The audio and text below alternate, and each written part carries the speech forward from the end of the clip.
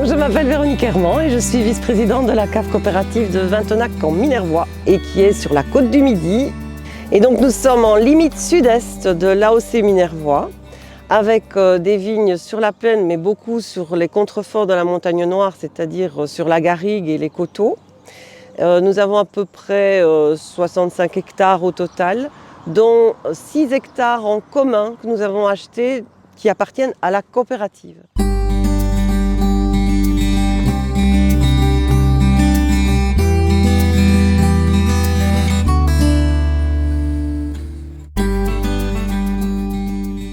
Ici au Grenier des Vignerons, il y a différentes étapes de la vigne, du vin et notamment l'étape de la taille, d'où on a encore ces vieux ciseaux, ces petits films d'archives où on voit le vigneron qui est en train de tailler sa vigne.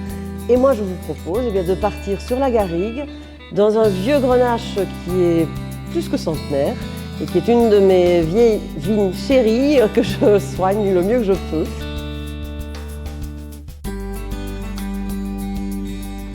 Voilà, c'est un vieux grenache qui a plus de 100 ans.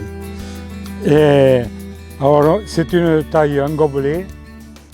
Et là, sur cette souche, on va laisser 8 à 9 coursons.